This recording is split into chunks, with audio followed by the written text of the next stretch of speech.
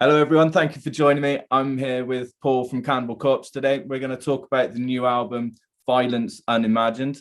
First of all, so hello to yourself, Paul. How are you? And thank you again for joining me.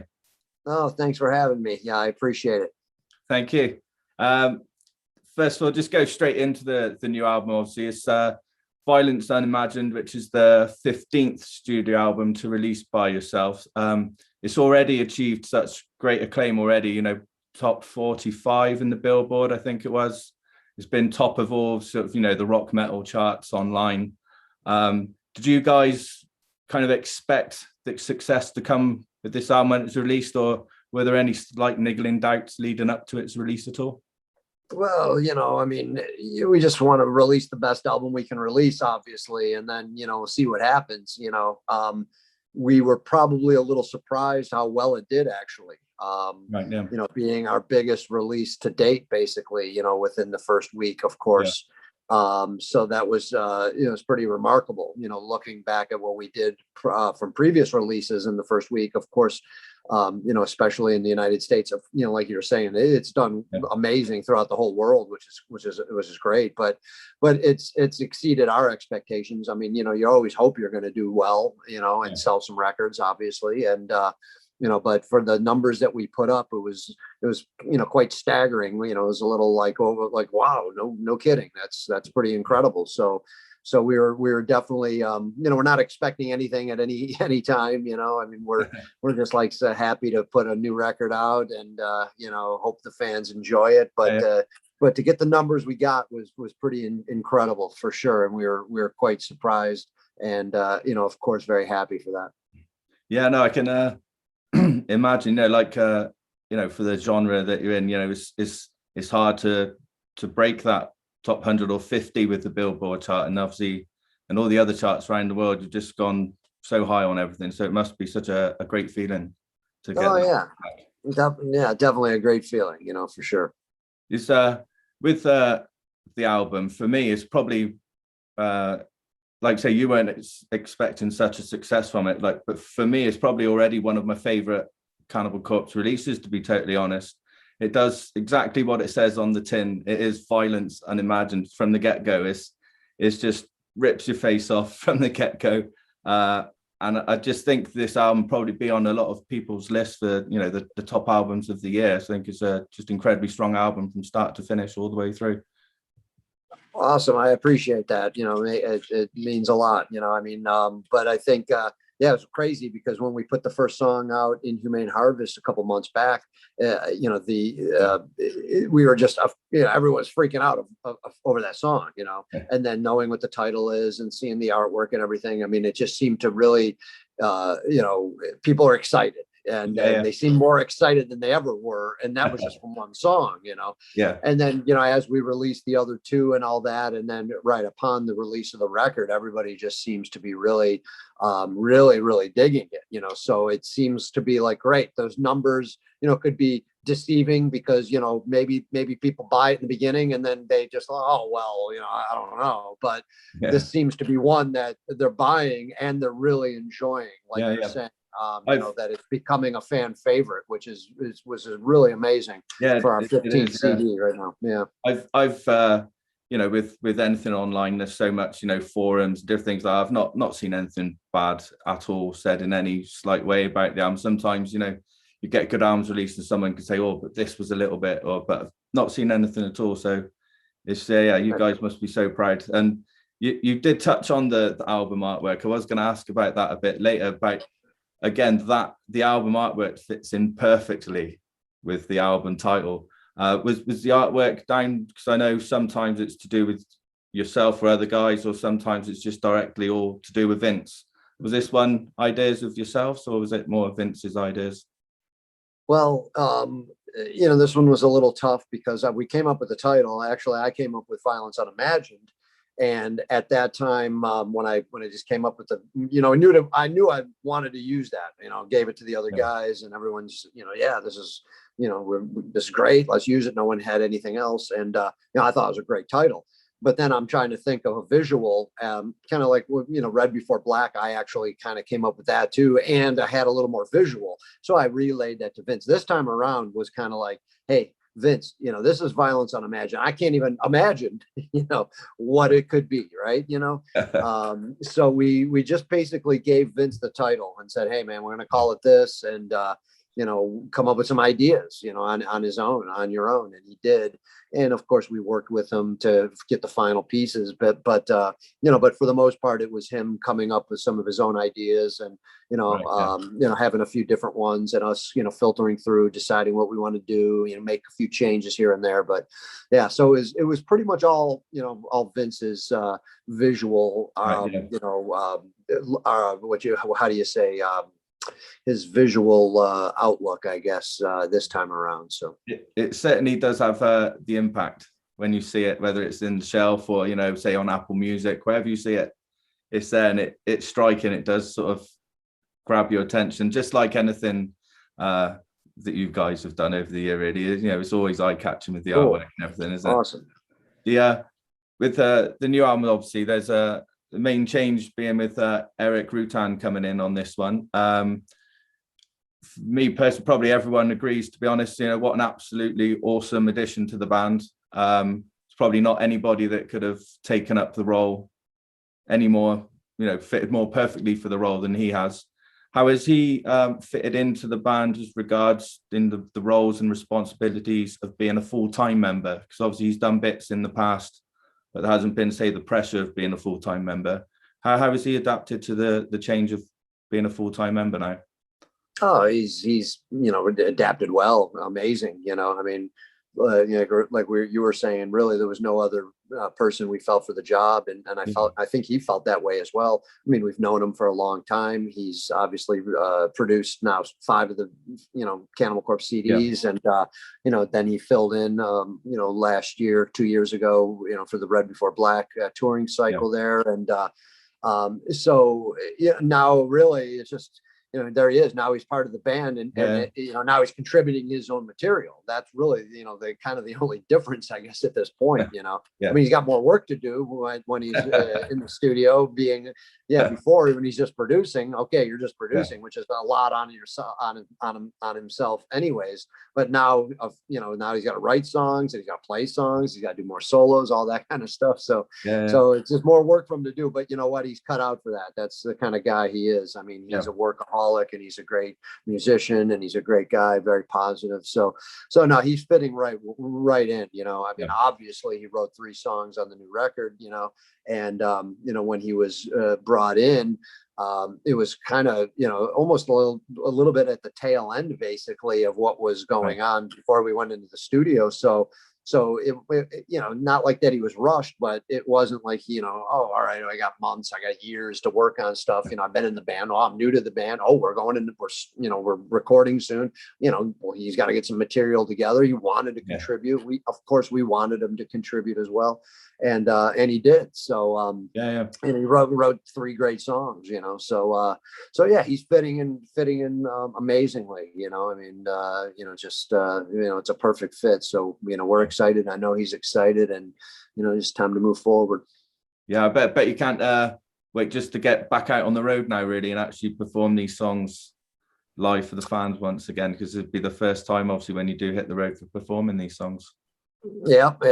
Always, it's been a little rough, of course, for everybody in the music industry, to be tours to have cut short, or tours to be delayed like ours were, and all that. So, you just, it is a weird thing to release a CD or an album without a tour attached, but it is what it is. I think it's important to get the music out there, but of course, yes, we want to be out there playing for the fans and all that. And sooner than later, I think it's, heading in that direction. You see everything starting to open up throughout the world. Tours are happening. So it's just a matter of time that will be out. But yeah, exactly. We're itching to be out and, playing some of these new songs for the fans. Right. You mentioned, obviously, Erik coming in and writing 3 of the songs.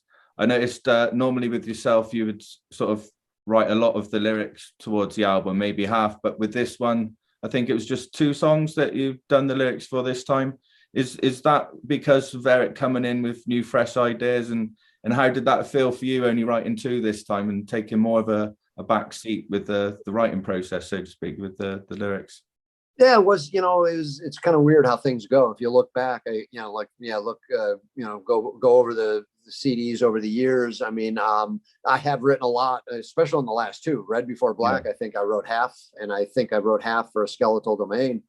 But then you look at an album like Evisceration Plague. I think I only got three songs, maybe 2 or 3 out of Evisceration, and so it varies.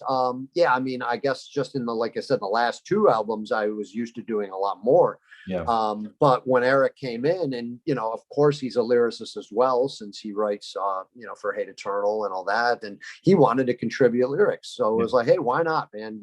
Let's get another fresh view in there as well.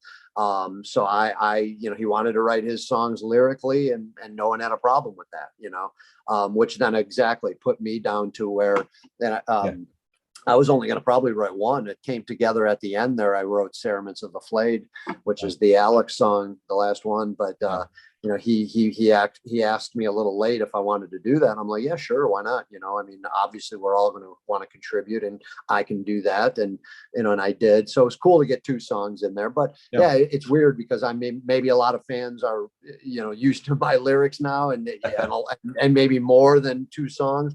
But for me, it's like, hey, man, that's fine.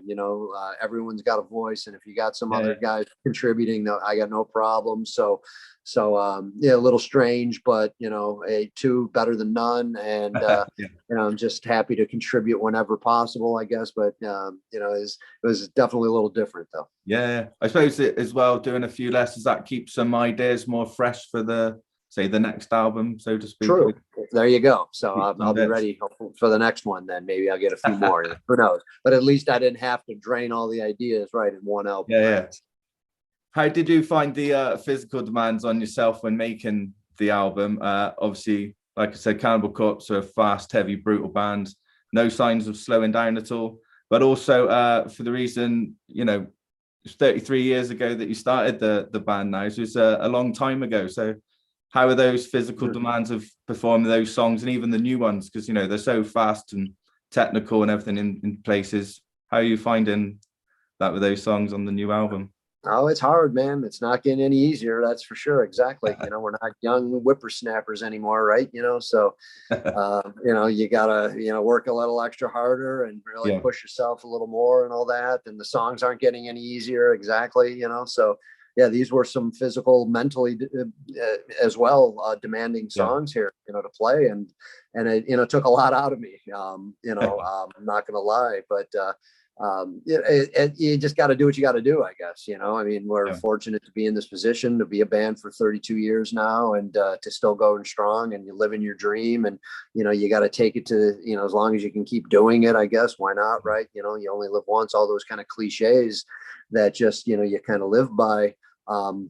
But hey, those with the I want to try to push myself too. I mean, I feel if I still have that ability, and exactly like I said, I got to work a little extra harder and all that kind of thing. And, so be it, because, you just want to make the best song, the best album possible here. And, if those guys are writing some stuff, that they did in these terms, these songs are pretty, intense, exactly. Very fast, very physical. And, I just wanted to step up my drumming game, and I think I've been trying to do that in the last 10 years, a little bit more so than ever, kind of a thing. So, it was, it's not getting, like I said, we're not getting any younger, so it's not getting any easier, but, we're just going to, just keep doing what we do and try to maintain, do the best I can. And, hopefully I won't, collapse on stage one day. So that's yet to be seen. And as you were saying about the songs being like technical and so fast, you mentioned it was a draining, not just physically and mentally, on yourself. How do you think those songs and everything will, that physical, mental side, will be once you hit the road again? Because obviously when you guys do hit the road, it's not normally a tour of just 10 shows. It's big tours, night after night. So do you think the physical demands may catch up once you're on tour there? It seems, I don't know, it's weird. Once you get on tour, you're in more of a mode, more of in a zone. You're playing every night, You're playing longer every night. I mean, not that we don't, I don't practice all the time, but it's still different when you're playing shows. And then, you know what, you're playing a lot of older stuff, you're not playing all this new stuff. I mean, I'd say definitely in the last, say 4 to 5 records, that's been the most physically and mentally demanding stuff we do. But we're not just playing all new stuff, right? We're going back and we're playing a lot of old stuff too, So you got those a little bit more simplistic, so to say, songs that you still have to do, which is great, of course. So I think if we were to play the whole record all the time, I mean, it might be a little tough. I don't know. Last couple of records have been very difficult, but I also look at it too. It's weird when you write and record.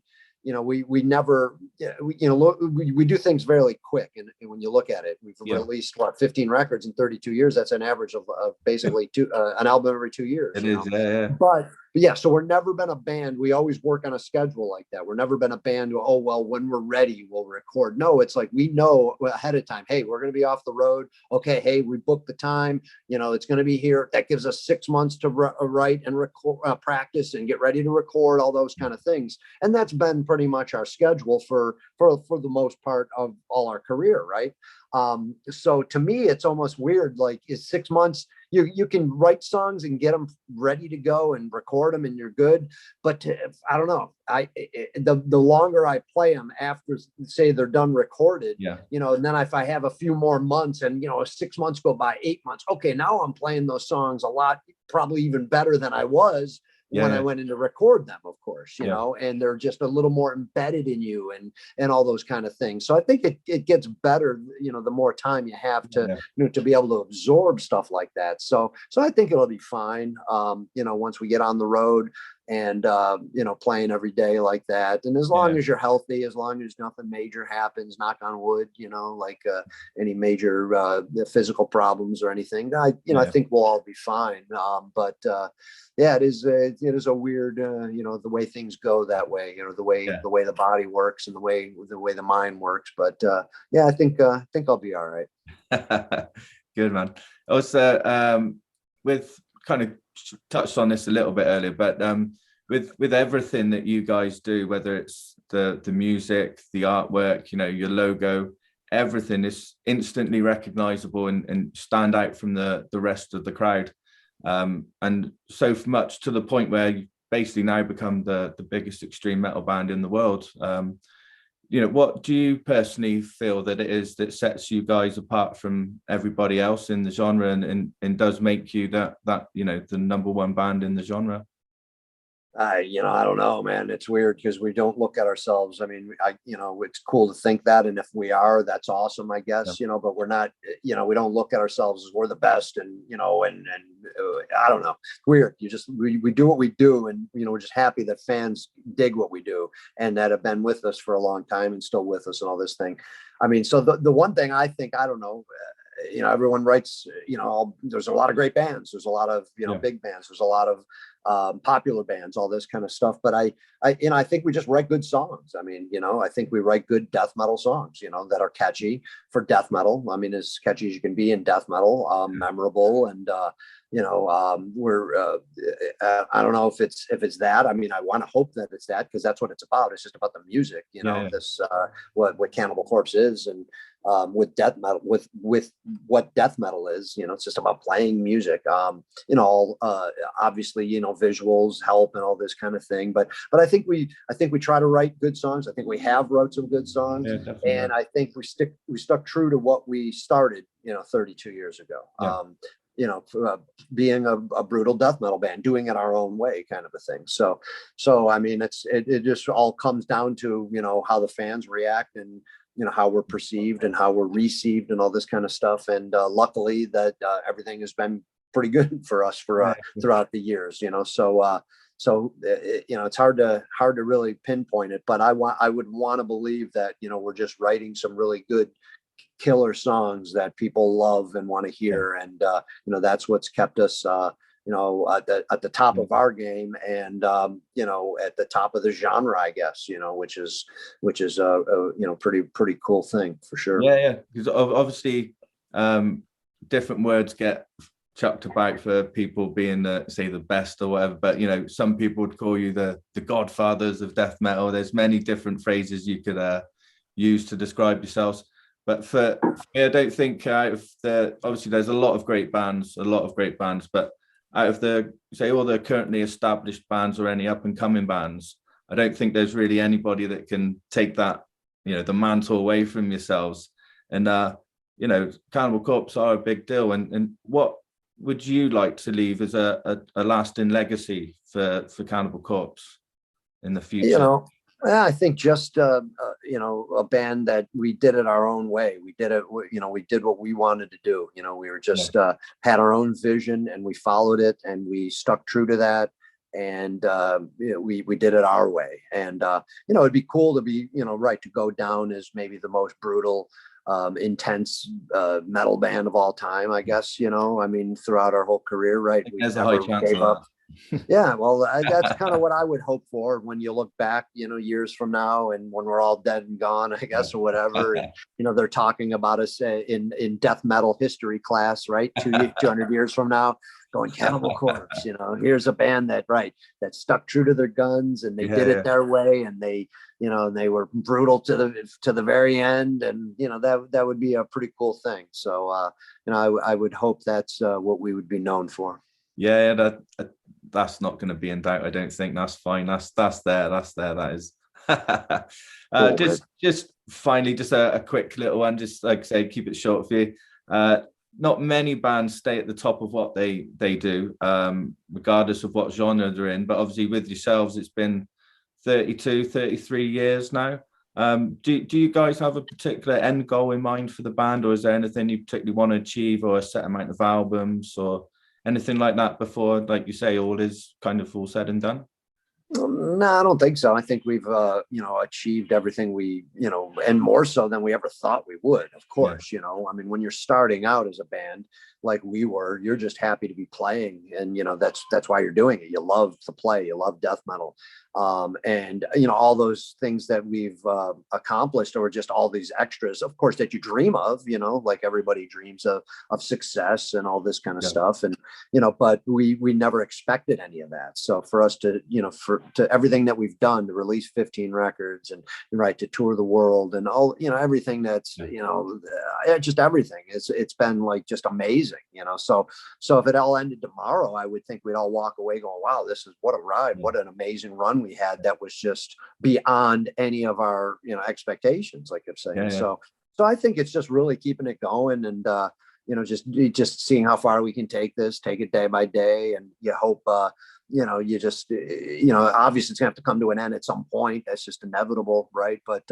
until then, you know, you just keep doing what we're doing, and you know, that's all we can do, you know. And then you know, it'd be cool to see if we can take this, you know, I mean, right, 32 years now. I mean, can we go to 40 years? Who knows? I mean, you know, I mean, it's possible. Like I said, we would have probably never thought we'd have made it 32 years, you know, back when we first starting out. There's you know, no way. So, but are we going to be able to do this into our 60s? You know, maybe not. Who knows?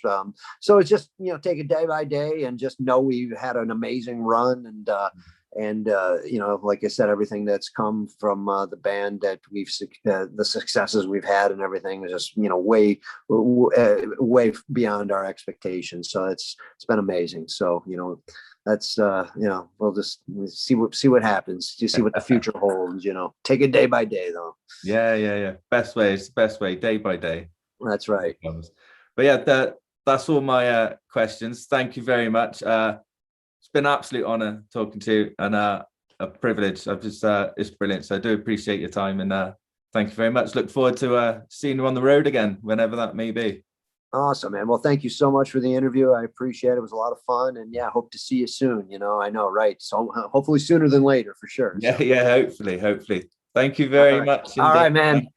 Okay, take care. Bye-bye, man. Thank you. Bye-bye.